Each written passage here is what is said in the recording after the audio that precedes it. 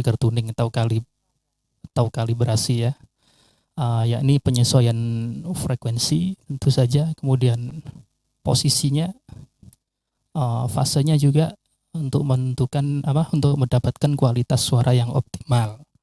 Jadi biar nanti seimbang sesuai dengan karakteristik ruangannya, yang diinginkan seperti apa. Langkah utamanya tentu meliputi penempatan speaker yang tepat, kemudian pengecekan fasa, polaritasnya, pengaturan crossovernya, kemudian dilanjutkan dengan penggunaan EQ ya. Jadi penggunaan EQ ini nanti juga ada macam-macam, ada untuk kalibrasi, kemudian ada untuk fine tuning, kemudian ada untuk penanggulangan seperti penanggulangan feedback misalkan ya. Itu salah satu dari beberapa penerapan EQ nanti ya. EQ pun jadi nanti juga ada banyak macam-macam. Ada parametrik, ada self, ada grafik. Itu bedanya apa aja nanti ya.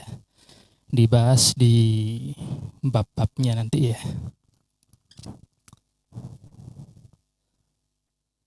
Kita masuk ke parameter loudspeaker ya. Jadi Belum slideshow ya, Pak? Maaf, Pak. kenapa? Belum slideshow ya? Oh iya, belum di full screen kan? Ya, ini.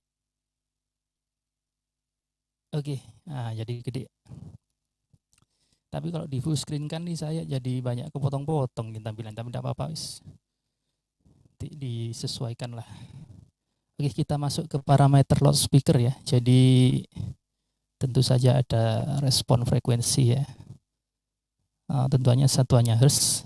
Jadi misalkan tentang respon frekuensi itu mulai 40 sampai 20 kHz misalkan. Kemudian seberapa rata, seberapa flat, ataukah ada peak atau dip ya. Jadi di respon frekuensinya ini itu nanti yang kita lakukan tuning nanti. Kemudian ada sensitivitas, satuannya di BSPL ya.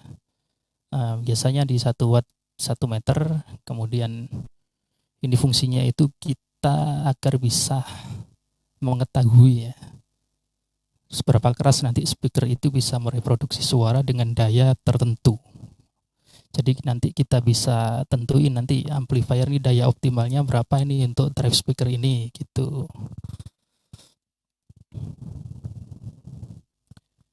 Kemudian yang perlu diketahui ya, definisi sensitivity-nya ini nanti yang utama ya. Sebelum kita melangkah ke yang lain, kita harus pahami dulu sensitivity ini. Sensitivity ini atau sensitivitas ini pada dasarnya adalah ukuran efisiensi sesuai yang tertulis di slide ini ya. Jadi nanti ini akan membantu kita untuk mengetahui seberapa keras suara yang dihasilkan speaker dengan daya tertentu. Jadi ini ibaratnya gampangnya gini ya. Jadi speaker ini kenapa kok ditulis satuan 1 watt per 1 meter ini adalah nilai SPL ketika speaker tersebut di-drive dengan daya 1 watt kemudian diukur di jarak 1 meter. Seperti itu. Singkatnya seperti itu. Untuk lengkapnya bisa dibaca di slide-nya ya.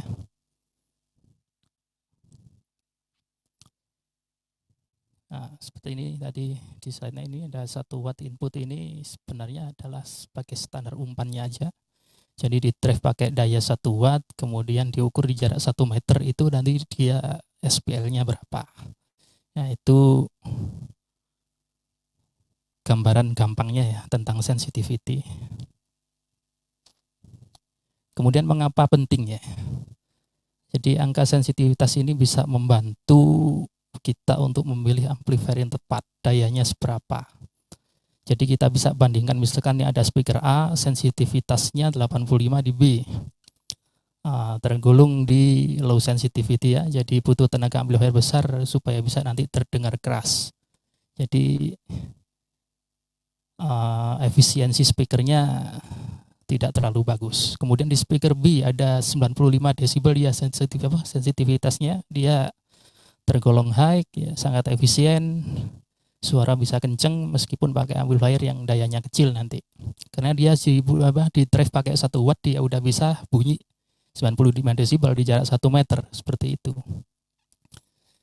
Jadi cukup pakai amplifier kecil aja dia udah bisa bunyi kenceng. Jadi tapi ini perlu catatan penting di sini ya. Jadi skala desibel ini sifatnya adalah logaritmik bukan linear. Jadi kenaikan sebesar 3 desibel ini mungkin kelihatannya kecil ya, tapi sebenarnya ini membutuhkan sekitar 2 kali input daya amplifier, sekitar 2 kali lipat ya untuk mencapai peningkatan 3 desibel ini. Nah, kesimpulan startnya, jadi jika Anda melihat tulisan 90 dB SPL di 1 watt 1 meter, itu artinya jika Anda berdiri 1 meter di depan speaker ini kemudian memberikannya daya sebesar 1 watt, nah, telinga Anda akan mendengar volume sebesar 90 desibel. Ya, seperti itu kesimpulan sederhananya. Bagaimana? Apa sudah dipahami tentang sensitivity ini?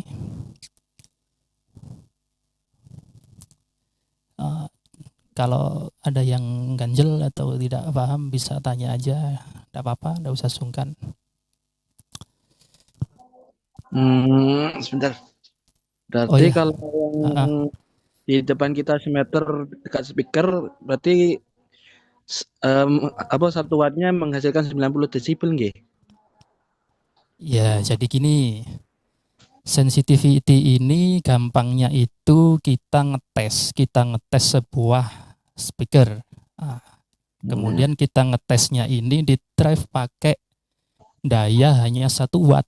Nah, dengan daya hanya 1 watt ini di jarak 1 meter itu speaker tersebut bisa bunyi seberapa kenceng, angkanya 90 desibel misalkan.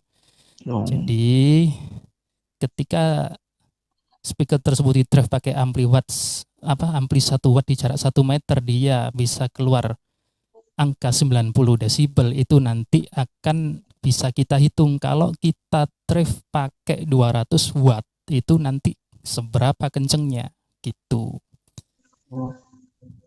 Gitu gampangnya. Nah, nanti ada contohnya nanti di slide selanjutnya. Oke. Contoh penghitungannya ini ya. Jadi misalkan kita pakai contoh di TOA ya, karena kita komunitas TOA ya. Kita pakai ZS-BM 800 yang baru. Sensitivitasnya ini sesuai spesifikasi yang tertulis di websitenya 91 dB ya, 1 watt 1 meter. Jadi kita masukkan ke rumusnya ini, total SPL ini sama dengan sensitivitas tambah dengan 10 kali log 10 daya ya. Langkah penghitungannya kita masukkan dulu dayanya berapa tadi, 60 watt ya untuk BM 800. Kemudian kita masukkan ke rumus logaritmiknya, log 10 60 watt sekian hasil penghitungannya. Kemudian kenaikan desibelnya kita masukkan 10 tadi ya, 10 dikali 1,778 tadi hasilnya di 17,8 dB. Kemudian total SPL-nya ditambahkan dengan sensitivitasnya tadi 91 dB ditambah hasil kenaikan dB-nya tadi. Hasilnya jadi 108,78 dB. Jadi speaker TOA BM 800 ketika di drive pakai daya 60 watt di jarak 1 meter nanti bunyinya bisa 108,78 dB seperti itu. Ya, ini tergolong cukup bagus ya. BM 800 ini efisiensinya dengan daya kecil bisa menghasilkan total SPL sekian. Tapi ini perlu dicatat, digarisbawahi, ini baru di jarak 1 meter. Kemudian bagaimana jika di jarak 4 meter? Oke. Ini ada table ya, list ya, bukan table ya.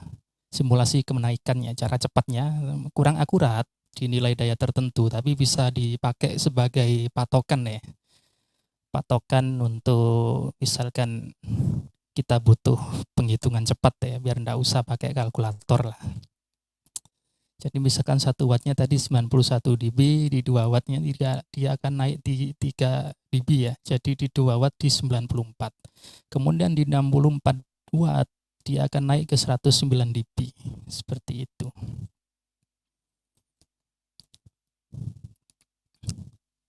Ya, 108 dB itu kenceng ya, dan ya. Cukup kenceng.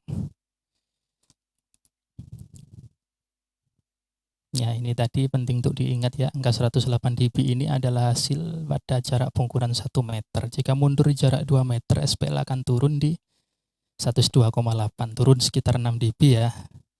Jadi kalau mundur 1 meter berarti pengurangannya 3 dB. Mundur 2 meter pengurangannya ya sekitar 6 dB. Cara gampangnya seperti itu.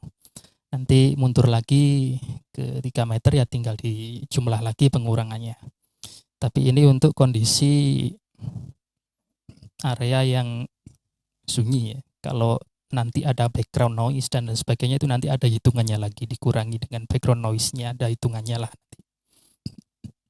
Tapi kita pakai asumsikan kita di ruangan yang sunyi ya, yang proper secara akustik. Ya maaf. Kemudian parameter selanjutnya tentu saja impedansi. Impedansi ini satuannya ya. Kalau dianalogikan ini impedansi ini ibaratnya pipa. Jadi jika impedansinya kecil maka pipanya ini besar, harus mengalirnya deras. Namun jika impedansinya besar maka pipanya kecil, harusnya tertahan ya. Jadi makanya kalau kita pakai sistem low impedance ini sebaiknya pakai kabel yang besar karena harusnya juga gede nanti, harusnya besar juga. Kemudian satu low impedance ya tentu saja.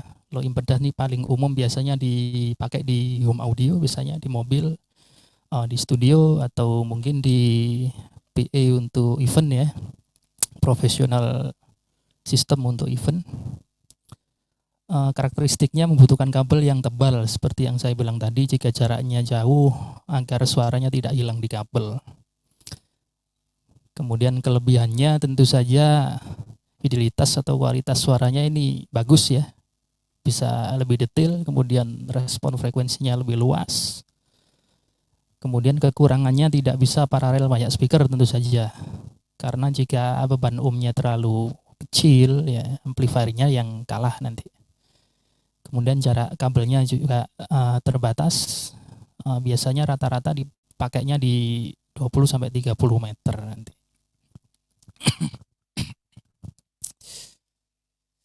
Maaf ya, sebenarnya saya agak kurang enak juga badan ini ya, jadi agak batuk-batuk ini semenjak dari Kediri kemarin. Oke, kita lanjut ke impedansi tinggi ya. Umumnya impedansi tinggi pakai tegangan 70 atau 100 volt, tapi saat ini terima kasih Kang Ep doanya ya. Oke, kita balik lagi. Umumnya impedansi tinggi, sistem impedansi tinggi ini pakai tegangan di 70 atau 100 volt. Namun ada beberapa pabrikan yang pakai tegangan di atasnya, seperti contoh Harman ya. Harman punya produk amplifier Crown itu bisa drive 140 volt. Bahkan yang terbaru ini CDI itu ya, yang semalam saya coba itu bisa di 200 volt di bridge ya, tentu saja. Itu tegangan outputnya 200 volt, tentu saja fungsinya untuk mengakomodir kabel yang panjang ya. Jadi mungkin kalau kita di sistem 100 volt itu di 100 meter udah mulai ada pengurangan ya, kerasa pengurangan. Nanti kalau kita pakai 140 dipanjangin lagi kabelnya nanti bisa lebih terjaga tegangan di ujung nanti ya, di speakernya nanti bisa lebih terjaga, nanti penurunannya bisa mungkin ya mendekati 100 volt seperti itu. Jadi tegangannya lebih ditinggiin. Kemudian namanya high impedansi ya, nama saja high tinggi ya, tentu saja nilai ohmnya ini ratusan hingga ribuan. Kemudian karakteristiknya arus listriknya tentu dibuat bertegangan tinggi agar bisa dikirim melalui kabel yang sangat jauh dan kabel yang diameternya kecil ya, tanpa kehilangan banyak daya. Kemudian penggunaannya rata-rata seperti sudah kita ketahui bersama biasanya di plafon mall ya, gedung perkantoran untuk paging system, di rumah sakit, di masjid juga, di menara biasanya ya, karena tarikan kabelnya kan panjang ya di menara. Kita tidak selalu bisa taruh amplifier di atas menara ya.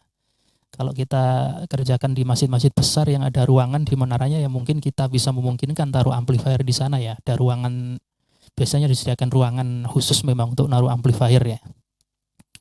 Kalau masih kecil, menengah ya jarang sekali yang punya ruangan di atas menara ya. Jadi mau tidak mau kita harus tarik kabel panjang, jadi kita pakai sistem high impedance. Kelebihannya tentu saja bisa pasang puluhan speaker ya dalam satu jalur kabel karena impedansinya gede. Kemudian instalasinya mudah, bisa diparalel aja terus.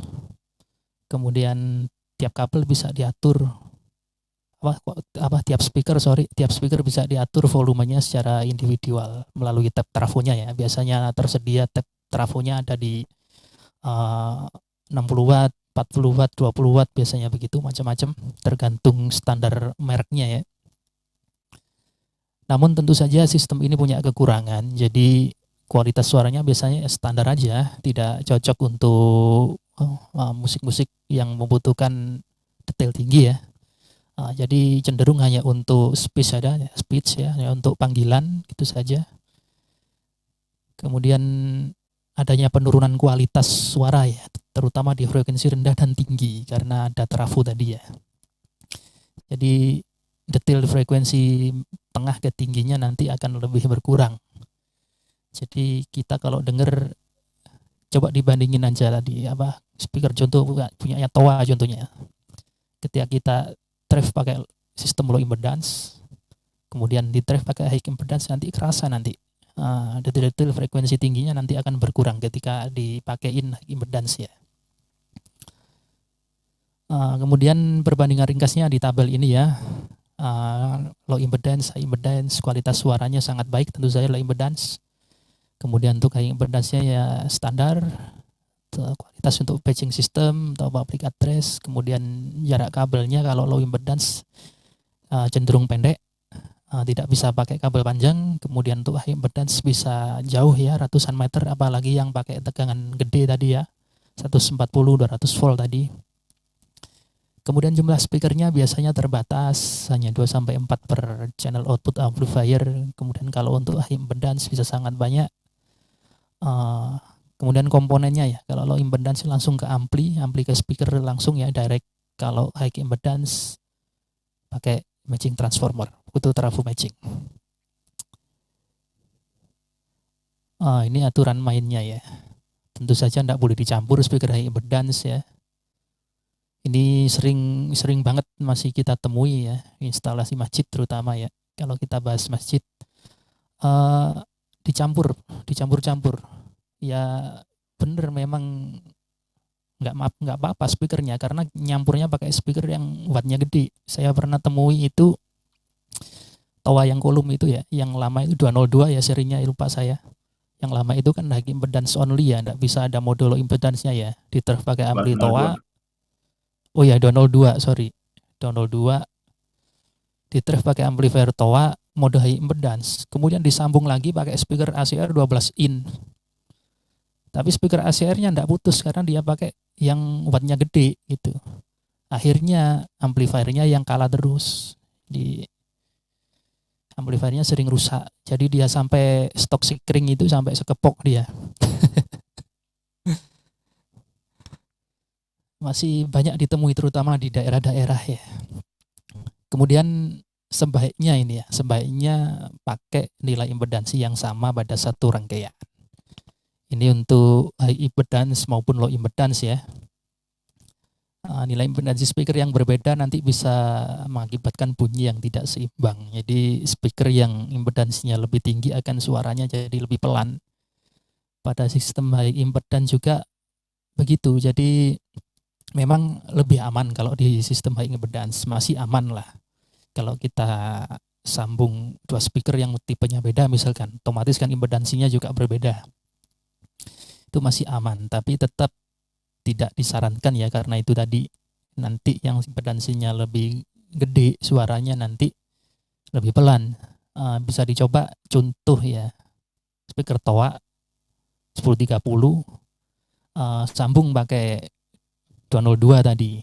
Yang 202 kan impedansinya lebih gede. Tentu saja tadi nanti lebih pelan yang 202 daripada 1030-nya. Seperti itu. Ya, ini hati-hati kebalik ya, tentu saja.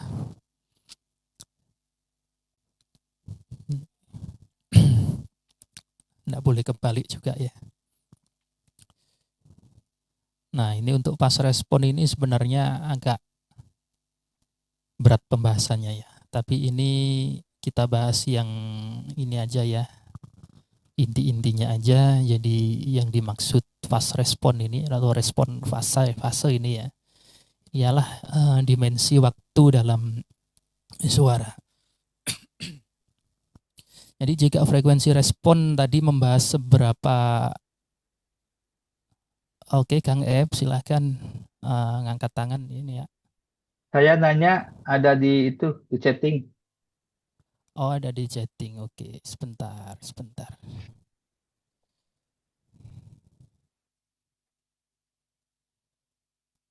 Bentar ya.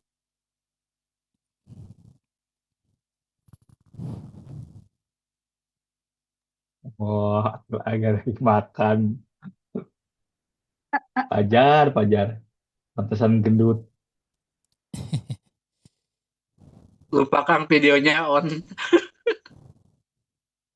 Oke, ini ada beberapa pertanyaan ternyata ya di chatting. Sorry, enggak kelihatan ya tadi ya karena lagi share screen ya. Ada dari Pak bukan?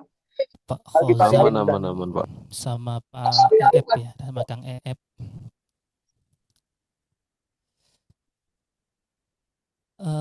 Kita mulai dari Pak Khazam dulu ya. Pak, saya boleh tanya untuk ampli TOA 120 watt, angkat 4 corong 25 watt, low impedance jarak maksimal berapa meter? Jadi itu tadi sudah kita bahas ya.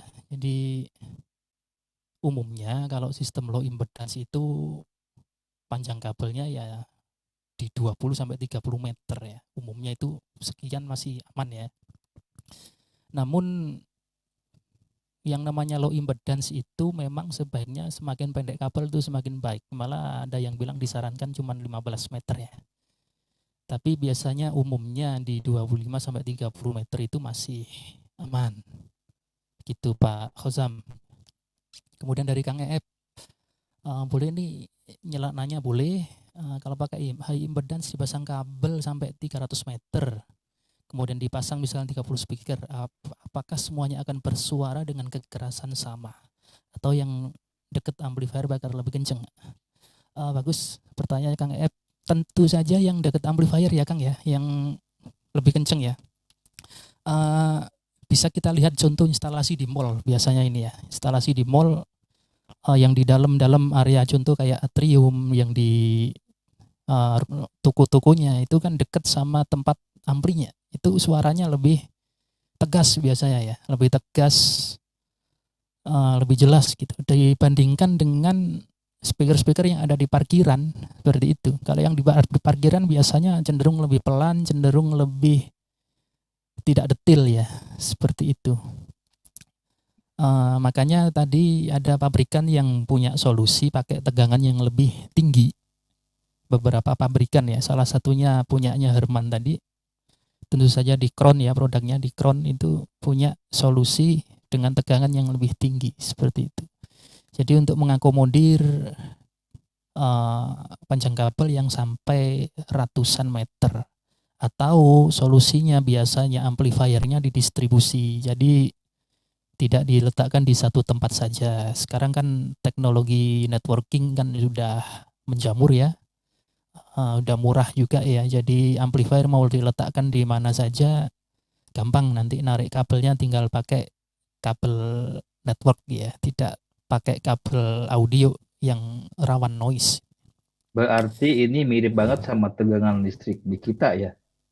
Makin Betul, jauh betul. dari gardu makin pelan ya. Betul sama, iya. Karena kan memang prinsipnya mirip-mirip juga. Jadi dinaikkan tegangannya, kemudian di tempat tujuan diturunkan lagi untuk di-drive-kan ke speaker seperti itu. Jadi semakin jauh ya tentu saja semakin turun seperti itu. Perlu step up lagi di situ ya. Ya, perlu step up lagi atau paling simpel yaitu tadi amplifiernya didistribusi. Jadi tidak di satu tempat seperti itu. Oke. Oke. Terima kasih, Profesor. Sama-sama. Oke. Mumpung agak jeda ini ada pertanyaan lain mungkin. Oh, ini dari Pak siapa ini? Al-Ghifari Arif ya. Selamat malam Bapak ya, selamat malam juga. Izin mendengarkan karena sedang di jalan pulang. Oke, hati-hati di jalan Pak Al-Ghifari Arif ya. Semoga selamat sampai tujuan. Baik, kalau tidak ada pertanyaan lagi, kita lanjut share screen lagi ya. Ada dari saya, Pak. Oke, dari Pak Khazam ya, monggo. Iya, Pak. Pak Darson, ini saya mau tanya, Pak, tentang ampli TOA. Soalnya saya sistemnya pakai low impedance, Pak. Oke, iya. Mengenai jarak dari si ampli ke speaker, itu ketika kita pakai low itu berapa, Pak? Gimana ya? Paling jauhnya. Oke. Udah dijawab tadi ya? Iya. Jadi Ya kan tadi maksimalnya 30 kan, Pak. Oke. Di lokasi kita kan beda-beda, Pak. Ada yang kadang sampai 40, bahkan sampai 50 satu roll itu habis. Oke. Baik, jadi kalau memang penggunaannya kabelnya udah panjang ya sampai 50 meter sekian itu ya lebih baik memang di convert jadi sistem high impedance saja. Jadi kabelnya juga nanti tidak perlu besar juga ya. Kemudian amplifiernya juga jadi lebih enteng ya. Karena kerjanya lebih efisien seperti itu. Jadi seperti yang sudah saya bilang tadi disarankan hanya di 25-30 meter ya mentok ya. Itu pun udah judulnya dalam tanda kutip sudah terpaksa ya. Karena kalau bisa di bawah itu. Kalau udah di atas itu sampai 50 meter ya disarankan pakai high impedance saja. Bisa dibelikan trafo matching saja nanti. Jadi di convert sistemnya ke high impedance. Seperti itu Pak Khozam. Oke, terima kasih, Pak. Tapi efek sampingnya kemana, Pak? Ketika kita paksakan. Oke, jadi efek sampingnya ini memang tidak akan secara langsung ya. Jadi studi kasus yang beberapa kali saya temui juga itu nanti efeknya itu di jangka panjang. Di amplifiernya biasanya ya. Karena kerjanya kan lebih berat. Apalagi kalau dayanya dipres, misalkan amplinya pakai 2240 misalkan. Di-drive-kan ke horn 60 watt 4 biji. Waduh, itu sangat tidak direkomendasikan itu ya. Seharusnya dilebihkan daya amplifiernya. Biasanya orang nanti akan takut, oh kalau nanti jebol gimana kan amplifiernya kegedean wattnya. Oh enggak, justru lebih aman. Nanti akan dibahas di bab selanjutnya nanti mengenai limitasi sinyal itu nanti ya. Begitu Pak Khozam. Ya, terima kasih, Pak. Ya, sama-sama. Baik, sudah ada lagi pertanyaan? Kalau sudah tidak ada, oke Pak Iwan ini mungkin ya, Iwan mungkin ya. Saya tanyakan apakah aman dengan satu barisan kabel, Mas? Katakanlah kita cari kabel sepanjang 1 km ya, itu efek sampingnya gimana? Maaf Pak Iwan, putus-putus ini suaranya. Mungkin bisa ditulis saja di kolom chat ya.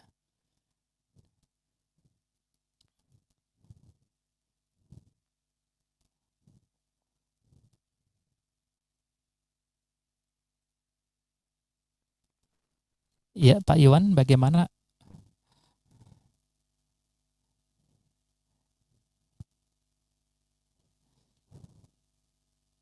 Putus-putus Pak suaranya tadi Pak Iwan. Iya, putus-putus. Oke, sambil menunggu pertanyaan Pak Iwan, kita Silakan Pak lanjut. lanjutin dulu ya, mungkin ya. Oke, kita sekarang masuk ke bab parameter yang perlu diketahui untuk kalibrasi loudspeaker ya. Kalau tadi kan baru bab definisi dan parameter speaker ya. Kalau sekarang udah masuk ke parameter untuk kalibrasi. Kita masuk ke fase respon dulu ya. Jadi respon fase itu ya, definisinya tentu saja adalah dimensi waktu dalam suara. Jadi suara ini kan punya satuan kecepatan ya, kecepatan rambat ya. Jadi jika tadi frekuensi respon ini membahas seberapa keras suatu frekuensi. Nah, kalau di fast respon ini nanti pembahasannya ini di kapan nada atau frekuensi tersebut sampai di telinga kita, seperti itu. Jadi idealnya memang semua frekuensi dari bass ya, dari low yang cenderung lambat biasanya ya, kemudian ke treble, ke frekuensi tinggi yang biasanya cenderung cepat ngalirnya, itu keluarnya dari speaker dan sampai ke telinga kita itu harus di saat yang bersamaan. Nah, jika tidak, tentu nanti terjadi pergeseran fasa yang bahkan sampai bisa menyebabkan cancelling. Kemudian bagaimana penerapannya kalau untuk instalasi masjid? Nah, ini terutama yang masjidnya besar-besar ini ya. Kalau alhamdulillah. Kalau masjidnya besar biasanya kan kita cenderung akan pakai speaker beberapa baris ya. Jadi ada zona 1 baris paling depan, kemudian di zona 2 ya. Kepencet ini ya. Oke, kemudian di zona 2 baris kedua, baris ketiga dan seterusnya. Nah, itu nanti kalau tidak dilakukan treatment yang sesuai, itu nanti dia bisa terjadi cancelling di beberapa zona, di beberapa area. Jadi nanti mungkin di zona 1 pas di depan speaker nanti bagus suaranya utuh ya. Nanti agak geser ke samping, agak geser ke belakang dikit. Jadi agak aneh, agak gimana gitu kan sering terjadi ya. Nah itu di area situ itu terjadi pergeseran fasa. Atau bahkan terjadi cancelling di beberapa frekuensi ya, di beberapa frekuensi.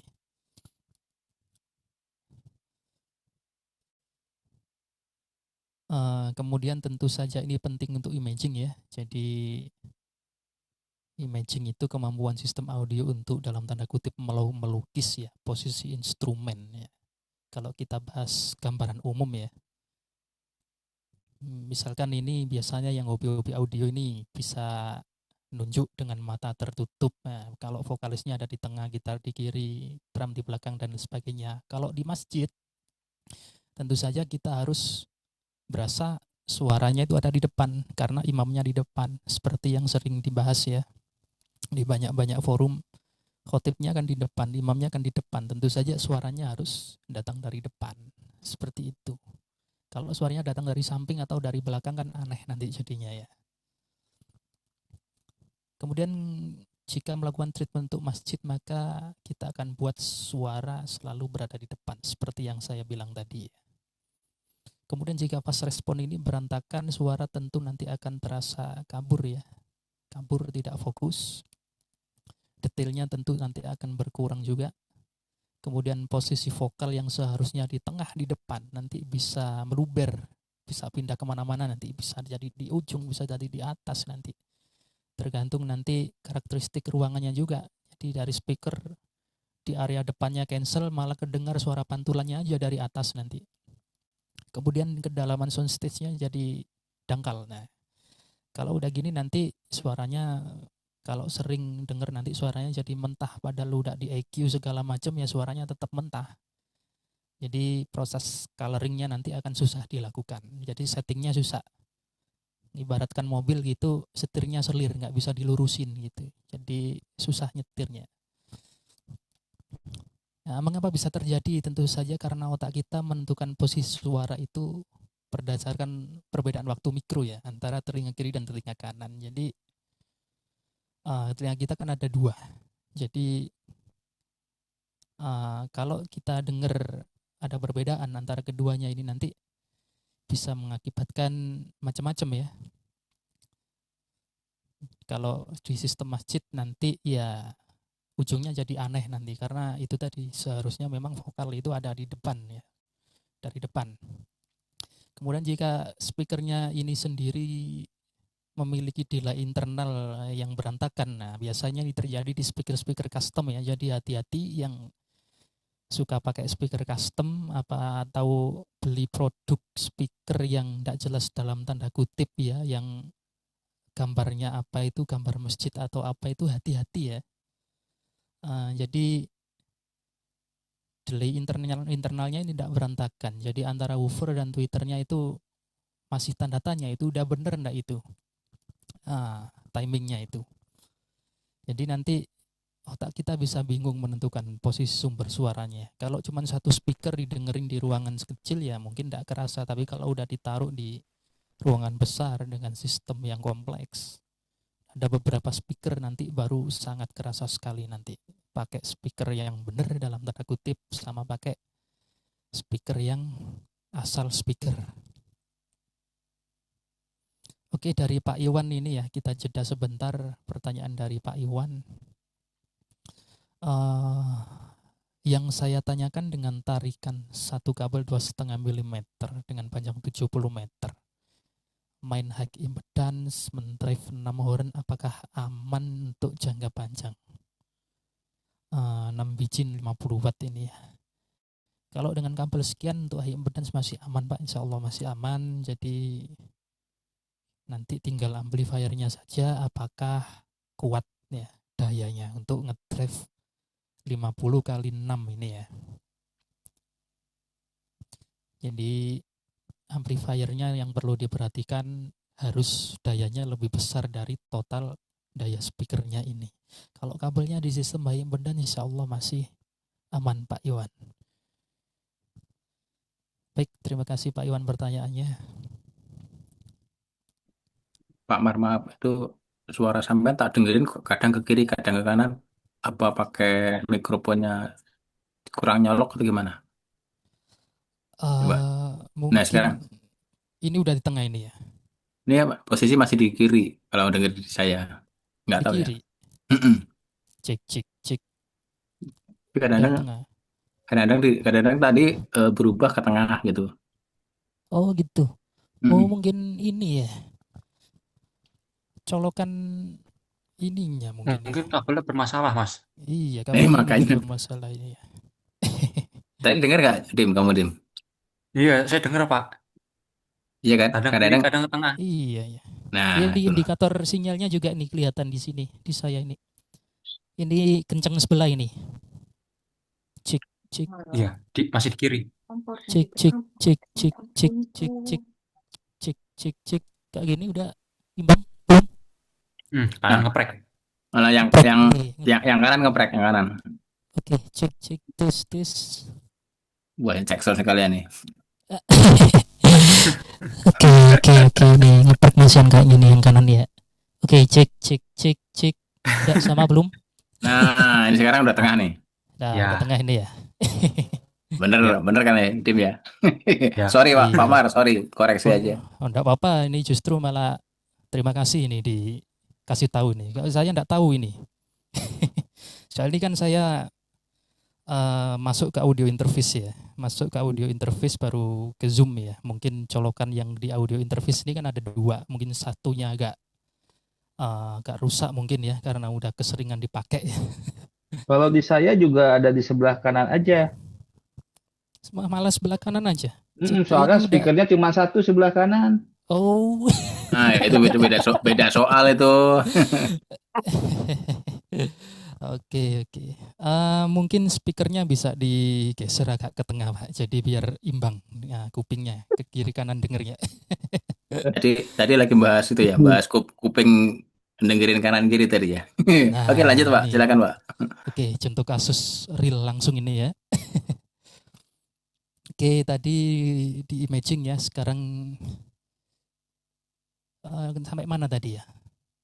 Sampai imaging ini tadi ya. Imaging, Pak. Imaging. Oke, sekarang kita masuk ke coherence ya, koherensi suara. Jadi definisi coherence ya itu kita gampangin aja ya, itu seberapa menyatu ya, seperti yang udah saya tulis nih, seberapa menyatu suara yang dihasilkan oleh berbagai driver. Nih kalau kita bahas three-way di woofernya, di mid range-nya, kemudian di tweeternya. Kalau kita bahas di sistem masjid, nah kembali lagi antara baris pertama zona 1, baris kedua, baris ketiga itu apakah bisa menyatu suaranya? Nah, kalau tidak bisa menyatu, tidak bisa koherensi, tidak terjadi koherensi, itu tadi di beberapa area nanti akan suaranya kualitasnya sangat menurun ya. Kemudian biasanya terganggu, nanti terjadi efek seperti ada delay-nya ya, agak mantul-mantul gitu karena suaranya balapan antara speaker belakang dan depan seperti itu. Kemudian sistem yang koheren, nah ini tentu seperti yang sudah saya bilang tadi, suaranya terdengar seperti keluar dari satu titik tunggal ya, satu point source. Jadi murni suaranya kedengaran dari depan. Kemudian kalau sistemnya tidak koheren ya, kalau ini contoh analogi sistem three-way tadi ya, bassnya keluar dari bawah, vokalnya keluar dari atas, intinya rasanya terpisah-pisah lah. Sama dengan sistem di masjid tadi, rasanya suaranya nanti terpisah-pisah antara zona 2, zona 3, zona 1 nanti tidak bisa nyatu rasanya. Ya ini analogi aja ya. Ini karena slide-nya ini sebenarnya bahan ajar saya ya. Langsung saya translate gitu aja. Biasanya saya pakai di kelas ya. Jadi terkadang analoginya, contoh-contohnya pakai yang general ya. Nanti tinggal kita adaptasikan kalau di masjid nanti seperti apa penerapannya gitu saja. Nah, kemudian akibat respon fase yang buruk terjadi phase cancellation seperti yang udah saya jelaskan tadi, yakni 2 frekuensi yang berlawanan fase akan saling meniadakan. Jadi membuat suara di frekuensi tertentu nanti bisa hilang ya. Biasanya jadi tipis, bisa di bass, bisa dimanapun ya. Kemudian SPL-nya nanti bisa melemah secara in general, secara total. Kemudian nanti terjadi transient blur ya. Jadi suara hentakannya terkesan lembek di attack-nya, hentakan awalnya jadi tidak bisa bareng ya. Detail suaranya nanti jadi bisa berkurang artikulasinya kalau terjadi transient blur nanti. Jadi kalau biasanya sistem dipakai ceramah ya, kalau terjadi transient blur itu nanti tidak bisa kedengar detail suaranya. Jadi terkesan ya sesuai judulnya ya blur ya, terkesan agak ngeblur ya, kalau gambar ngeblur gitu. Jadi artikulasinya tidak bisa detail, apalagi pakai bahasa Indonesia seperti yang kemarin postingannya Kang Ep ya, Pak JK itu ya. Nah, bahasa Indonesia itu masih mending, Pak. Coba bahasa Jawa. Kalau di sini terkadang ada khotbahnya pakai bahasa Jawa. Waduh, itu kalau sound system enggak bener itu, waduh udah enggak akan bisa denger gitu. Apalagi bahasa Jawanya kromo inggil itu yang kayak orang kumur ngomongnya itu. Kemudian cara memperbaikinya tentu saja time alignment ya. Menghitung posisi yang pas antara speaker. Ini jarang dilakukan ya karena sudah dilakukan oleh manufaktur. Jadi antara woofer, antara tweeter dan lain sebagainya itu nanti seperti apa time alignment-nya. Kemudian di DSP, nah ini yang menjadi tugas kita ya, menggunakan prosesor digital untuk memberikan delay time ya dalam hitungan milidetik pada driver yang ini contohnya terlalu cepat ya. Terlalu cepat berarti nanti ditunda seperti itu. Penerapannya kalau di masjid nanti yang ditunda yang mana? Nah ini yang ditunda itu speaker yang belakang. Kenapa? Ya karena kan kita dengar dari speaker zona kedua misalkan ya.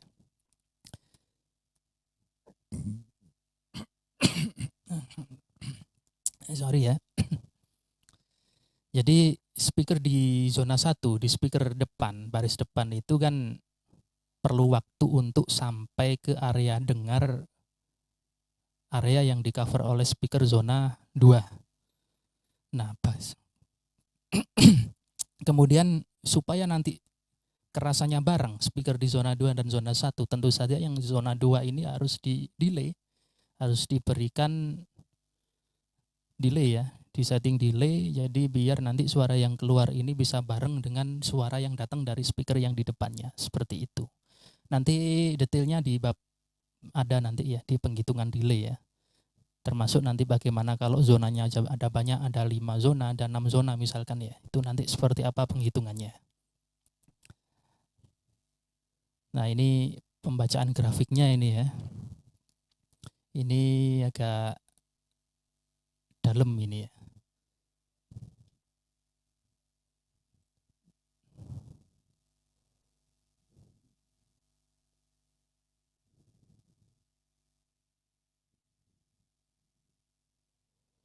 Sebentar, ini ada masuk pesan dari Pak Suwanti ya sebelum kita lanjut. Kesalahan fase terjadi ketika dua speaker menghasilkan gelombang suara yang tidak selaras waktunya atau polaritasnya berlawanan. Oke. Sehingga sebagian frekuensi saling meniadakan atau phase cancellation pada frekuensi berapa saja. Oke. Jadi tidak ada patokan pasti frekuensinya berapa saja, Pak. Karena kan suaranya kan dinamis.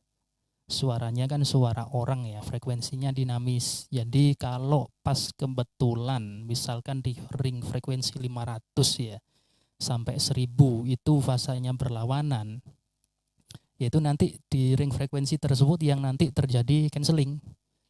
Jadi nanti suara middle-nya nanti rasanya jadi berkurang. Begitupun nanti ketika cancellation-nya nanti terjadi di frekuensi tinggi seperti itu. Karena ini dinamis. Kemudian karena ini dinamis, jadi nanti kalau bunyi macam-macam ini ya, kalau udah keluar bunyi macam-macam itu nanti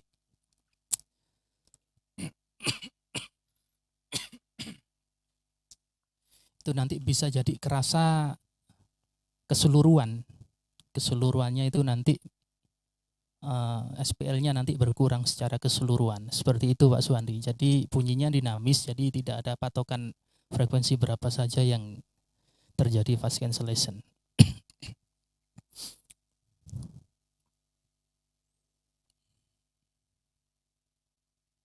Oke, kalau masalah pembacaan grafiknya langsung kita ke tabel kesimpulan aja ya.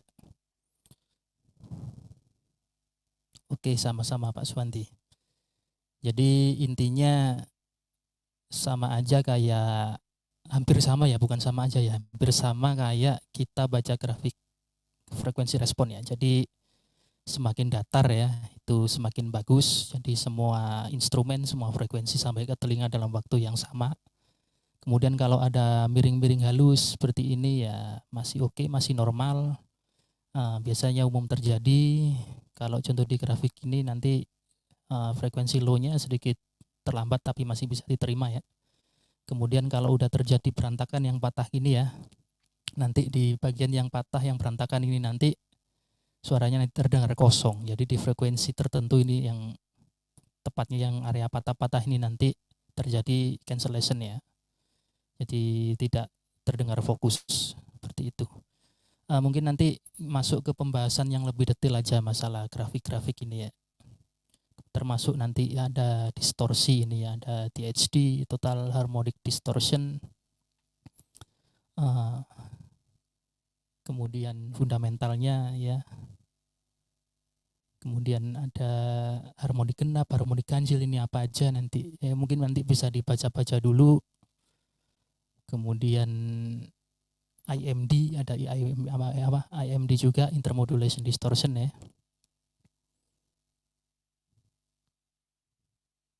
Kemudian kita langsung masuk aja ke parameter ruangan ya. Seringkali orang ini mengabaikan ya, karena anggarannya memang cukup mahal ya untuk treatment ruangan ini ya. Tapi mirisnya justru gini, orang ini nanti akan cenderung menghabiskan anggaran besar untuk sound system mahal biasanya. Tapi hasilnya tetap mengecewakan karena akustik ruangannya berantakan ya. Jadi ruangan ini memang adalah rantai terakhir, komponen terakhir dalam rantai audio ya. Namun justru paling menentukan kualitas suara ya.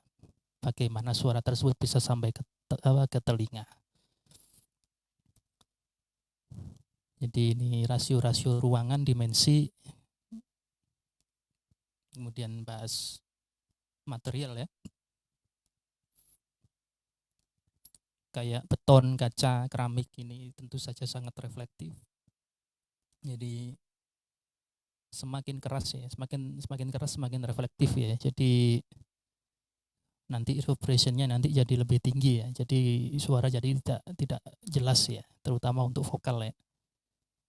Kemudian ini bahan absorpsi, bahan empuk ya. Gampangnya bahan empuk. Jadi contoh kayak karpet, busa akustik, kemudian gorden tebal itu ya bisa menyerap energi suara. Jadi sangat disarankan menggunakan material-material ini ya. Kemudian material difusi kayak kayu dengan permukaan yang tidak rata ya. Kemudian itu bisa memecah pantulan suara ya, agar pantulannya tidak mengarah langsung ke pendengar. Kemudian yang penting juga ini ada placement loudspeaker ya. Di penempatan ini menentukan sound stage dan keseimbangan tonalnya nanti.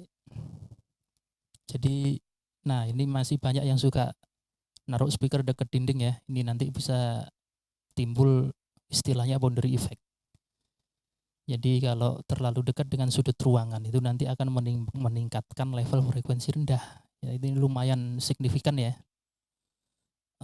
Contoh kalau speaker toa ya, kita udah pada kenal dengan speaker 60 CW ya. 60 CW itu kan memang spesifikasi bawaannya kan dia tidak mengeluarkan frekuensi rendah ya, terlalu dominan ya.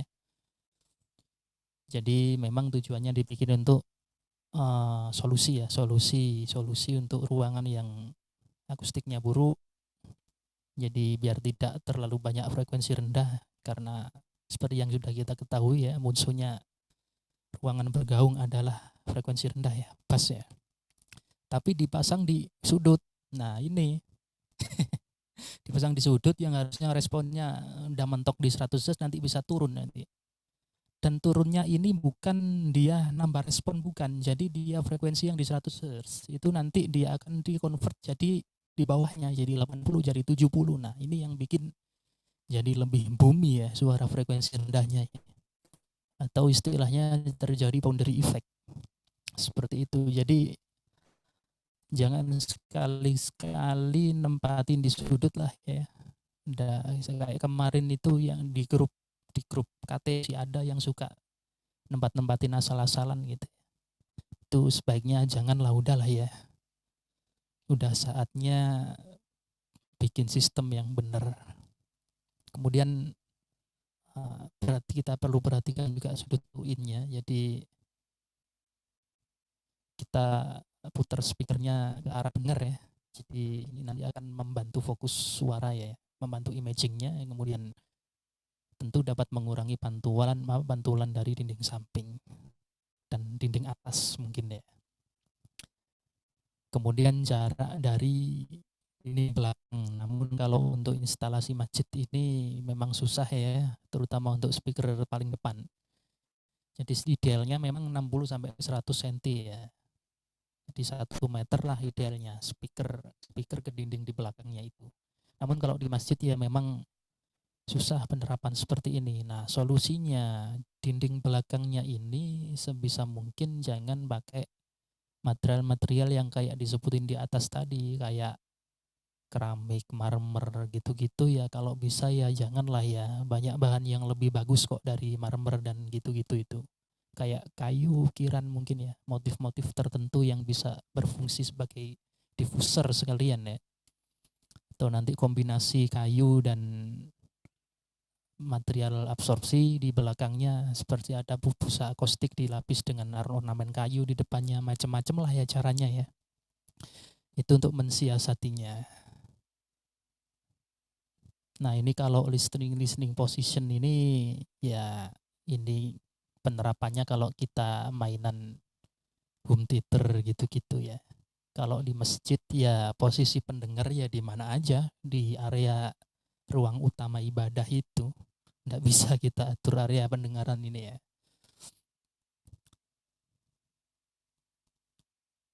Ya, ini tabel ringkasannya.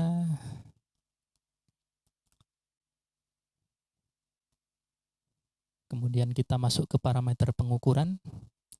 Memahami parameter pengukuran ini langkah krusial ya di proses kalibrasi. Jadi tidak hanya sekedar mengubah suara, tapi benar-benar akurat secara akustik.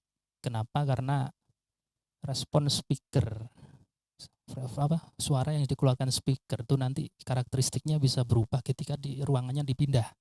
Contoh, kita bunyikan speaker ini di rumah, kemudian kita pindah ke masjid.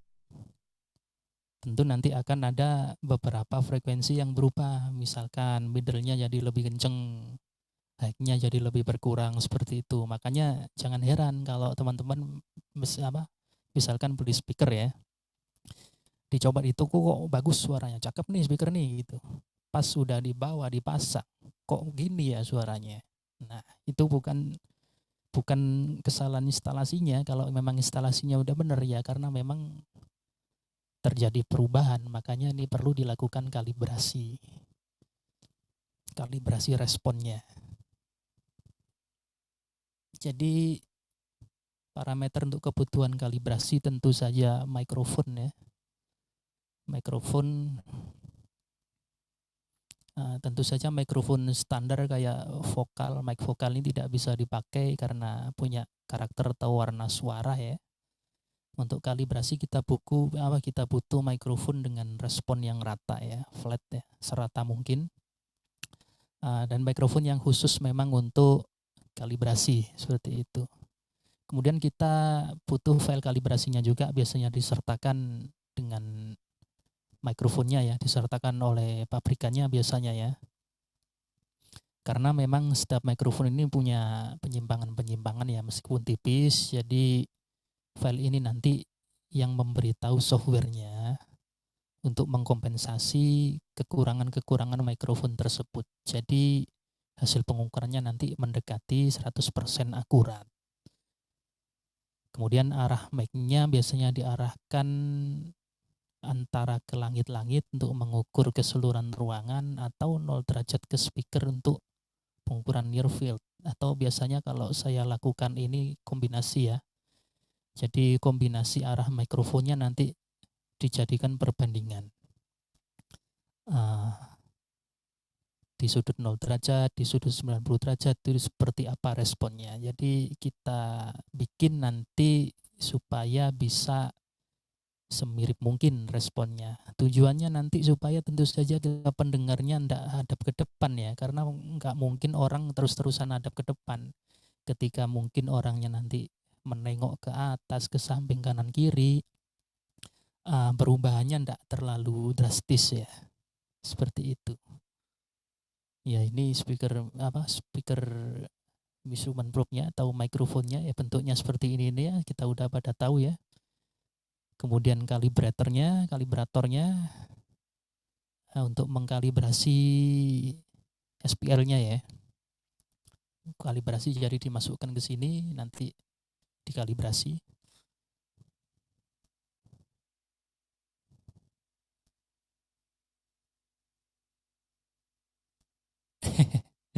Kang Eep jangan bandel.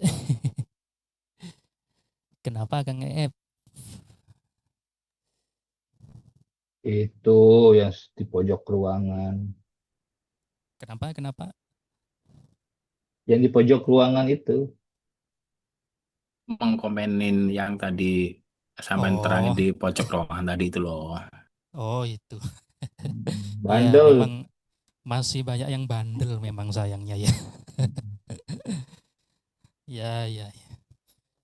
Ini ada pertanyaan dari Pak Suwanti. Oke, sebelum kita lanjut sebentar ya. Mengapa ruangan dengan dimensi mendekati kubus menghasilkan respon frekuensi yang lebih sulit dikalibrasi dibandingkan dengan rasio dimensi yang berbeda? Jadi kalau kubus itu kan nanti gampangnya gini ya analoginya ya. Pantulannya itu kan langsung ya. Jadi dari depan langsung ke belakang, ke atas, ke bawah, dan serempak. Seperti itu, Pak. Jadi cenderung liar nanti. Cenderung lebih liar kalau kubus sempurna ya. Itu nanti memang treatmentnya agak tricky ya kalau kita ketemu ruangan yang kubus sempurna ya. Seperti itu Pak Suwanti. Analogi gampangnya seperti itu. Ya nanti mungkin kalau secara hitung-hitungan nanti dibahas di yang sesi setelah lebaran mungkin ya. Kita bahas hitung-hitungan. Ya intinya banyak hitung-hitungan lah nanti di sana. Kalau yang ini nanti kita bahas yang ringan-ringan aja dulu. Seperti itu Pak Suwanti. Kemudian alatnya tentu saja selanjutnya ada SPL meter ya. SPL meter ini kita harus punya selain tadi mic pengukuran ini tadi probe kalibrator kemudian SPL meter nih kita juga harus punya. Jadi sebagai referensi tambahan ya, selain kita untuk ukur-ukur kebutuhan, contoh misal kita ukur untuk background noise, kemudian kita ukur nanti hasil akhirnya berapa dB SPL-nya, sistemnya itu. Nah, tentu saja saat pengukuran, saat setup ini nanti kita gunakan sebagai referensi juga. Jadi SPL yang diterima, data SPL yang diterima oleh alat ukur kita dengan SPL yang dibaca oleh alat ukur SPL meter ini ada selisih jauh enggak? Kalau masih ada selisih jauh ya berarti alat ukur kita masih perlu dikalibrasi, karena kalau SPL meter yang pabrikan gini biasanya udah terkalibrasi seperti itu.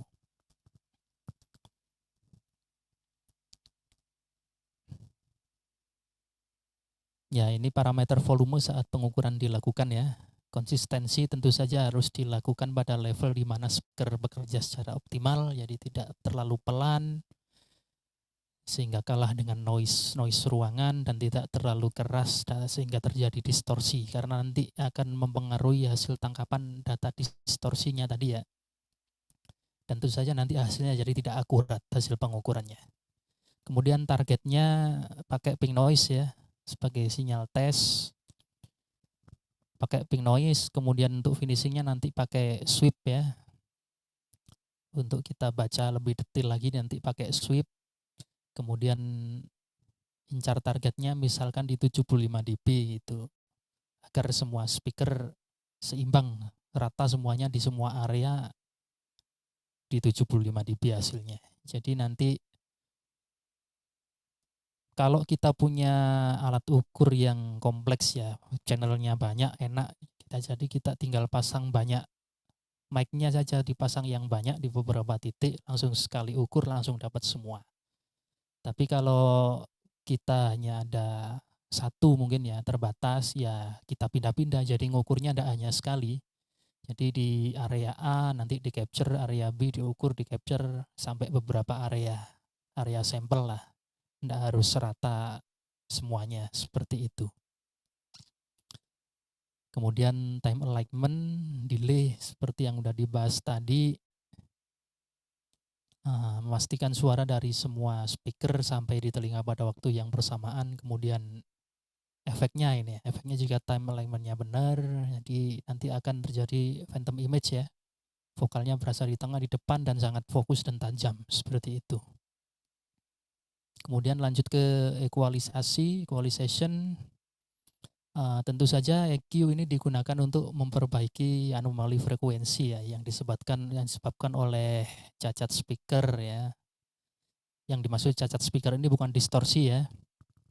Jadi yang namanya loudspeaker itu kan tidak mungkin responnya rata ya. Kecuali memang loudspeaker untuk monitoring yang frekuensi responnya rata, yang untuk di studio biasanya. Biasanya speaker itu punya karakteristik berbeda-beda dari macam-macam brand. Ada yang ya begitulah macam-macam karakteristiknya. Kemudian pengaruh dari ruangannya. Jadi speaker yang udah bagus karakteristiknya kemudian ditaruh di ruangan tertentu, jadi itu nanti bisa berubah karakteristiknya. Karakteristik dengarnya ya, bukan speakernya karakternya berubah, bukan. Speakernya tetap dia mereproduksi suaranya tetap, tapi nanti kita dengernya jadi lain, jadi berbeda. Antara didengerin di ruangan A dan di ruangan B itu nanti bisa berbeda.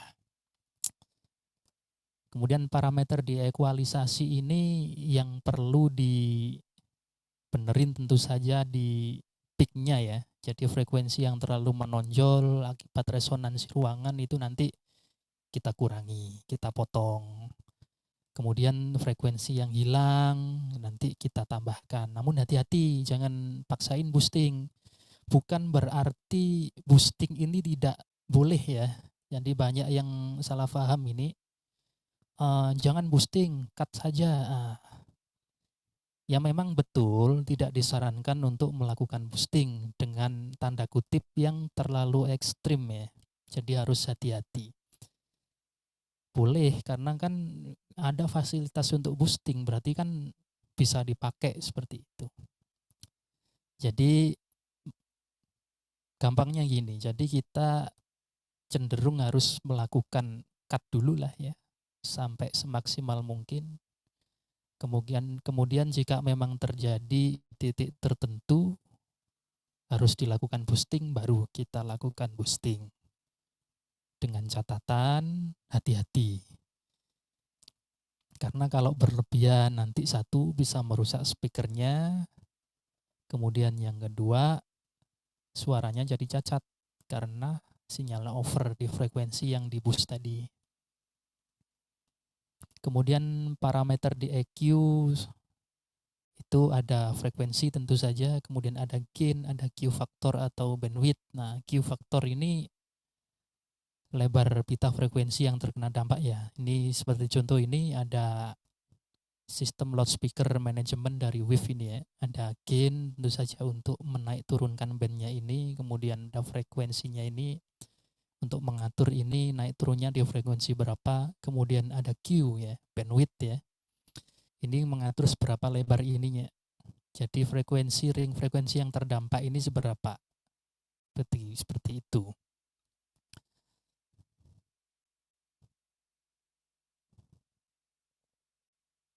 Kemudian kita masuk ke crossover. Nah, crossover ini tugasnya untuk membagi ya, untuk menghilangkan frekuensi yang tidak dibutuhkan. Jadi macam-macam filternya, ada high pass filter.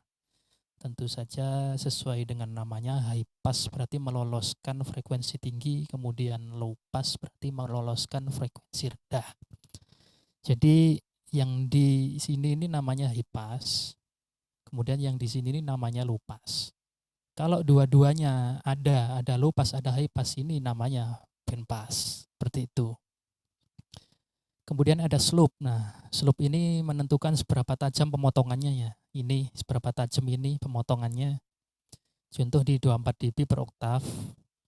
Nah, biasanya ini dipakai, banyak yang pakai ya. Jadi standar umum biasanya di speaker-speaker pabrikan yang udah jadi biasanya banyak yang pakai slope 24 dB per oktav ya. Kemudian saat melakukan kalibrasi mulailah dengan membenarkan crossover-nya dulu. Kemudian time alignment, kemudian baru masuk ke tahap EQ. Jadi jangan kebalik di EQ dulu baru di crossover. Nah, ini bahaya. Bahayanya contoh kita pakai loudspeaker yang sensitif ya, biasanya horn ya, ini sering putus ya. Itu kita set dulu cross point-nya, kita benerin dulu, baru nanti kita tune EQ-nya, seperti itu.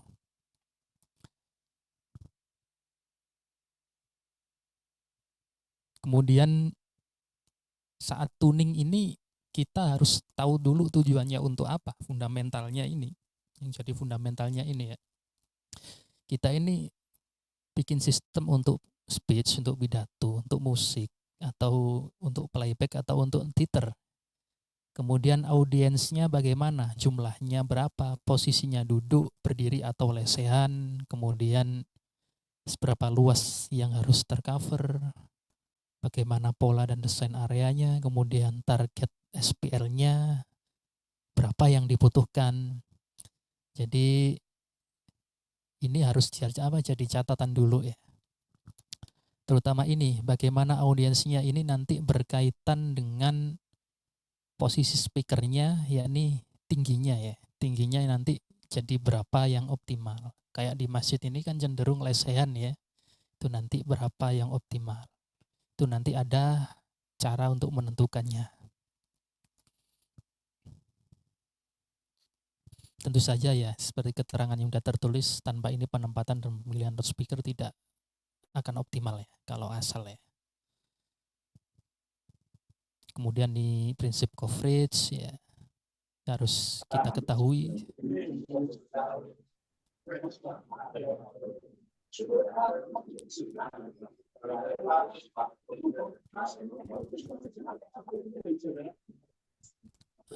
Ada yang mute dulu Pak Mahmud.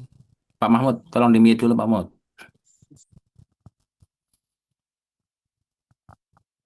Oke, terima kasih. Silakan lanjutnya Pak. Sebelum lanjut ke coverage, ini ada pertanyaan lagi dari Pak Swandi ya. Mengapa melakukan boosting frekuensi rendah di ruangan dengan banyak room modes? Justru dapat memperparah ketidakrataan suara ya. Tentu saja sudah banyak dibahas ya. Frekuensi rendah itu bagaimana hubungannya dengan ruangan ya. Apalagi di ruangan-ruangan yang tidak tertata, itu agak tricky kita mengolah frekuensi bawah ini ya. Frekuensi bawah itu ya di bawah 100 Hz itu ya.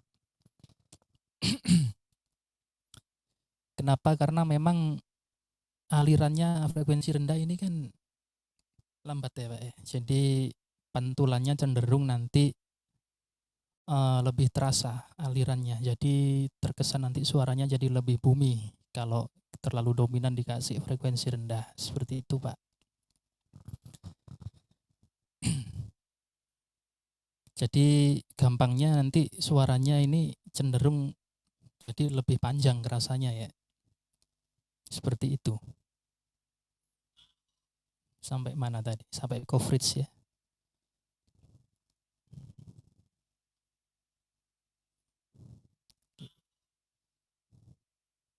Jadi tiap speaker punya spesifikasi spread angle ya, punya coverage areanya, mulai dari horizontal coverage, kemudian ada vertical coverage juga. Jadi aturan dasarnya ini coverage ini kita harus pilih yang harus nutup ke area audience, bukan tembok ya. Jadi kalau kita main di ruangan yang lebar, kita pakai speaker yang sudut horizontalnya lebar juga.